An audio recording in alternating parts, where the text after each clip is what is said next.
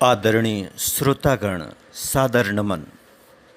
हमने यह तो सुना है, क्रोध पाप कर मूल, अर्थात क्रोध करना पाप की जड़ है। आइए आज विचार करते हैं, कब क्रोध न करना पाप बन जाता है।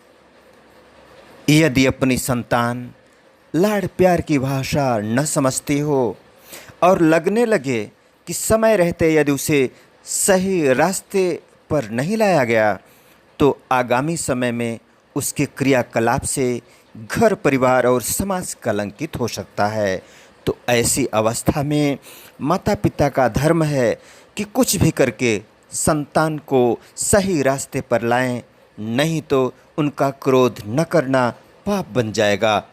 क्योंकि दुनिया के जितने अपराधी सलाखों के पीछे हैं, उनका अपराधी बनने का सफ़र एक दिन का नहीं, कहीं न कहीं उनके माता पिता द्वारा बचपन में उनकी छोटी छोटी गलतियों की अनदेखी करने से ही उनका मनोबल बढ़ता गया और कालांतर में वे बड़े अपराधी हो गए।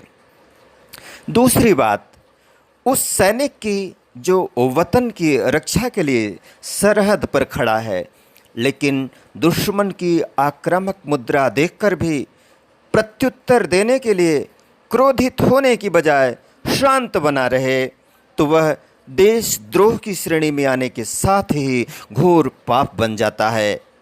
तीसरी बात, कहीं दुर्बल पर अत्याचार हो रहा हो और हम सक्षम और सामर्थ्यवान होकर भी मौन बने रहें, तो वह पाप बन जाता है। जैसे महाभारत के प्रसंग में द्रौपदी चीरहरण के समय भीष्म पितामह, द्रोणाचार्य और कृपाचार्य जैसे अनेक शक्तिशाली योद्धा द्रौपदी की आर्तनाद से द्रवित न होकर मौन दृष्टा बने रहे और घोर पाप के भागी बने। चौथी बात उस प्रसंग की, जब अर्जुन को धर्म युद्ध में अपने सामर्थ्य का प्रदर्शन करना था। अर्जुन ने कहा, सीदन्ति मम गात्राणि मुखम च परिशुष्यति, अर्थात युद्ध क्षेत्र में स्वजन एवं रिश्तेदारों को देखकर उनके शरीर में कंपन हो रहा था और मुख सूख रहा था। धर्म की रक्षा में गांडीव उठाने की बजाय वे पलायन करने को तैयार थे। अर्जुन ने कहा, भ्रमतीव च मे मनः, अर्थात उनका मन भ्रम के आगोश में था। गांडीवधारी अर्जुन को पाप से बचाने के लिए योगेश्वर श्री कृष्ण को गीता का उपदेश देना पड़ा। अंततः गीता के 18वें अध्याय में इसी अर्जुन ने नष्टो मोहा स्मृतिर्लब्ध्वा की अवस्था को प्राप्त होकर गांडीव की गड़गड़ाहट से युद्ध स्थल में अपने पराक्रम का लोहा मनवा लिया। आइए आखिरी प्रसंग में बात करते हैं प्रभु श्री राम की।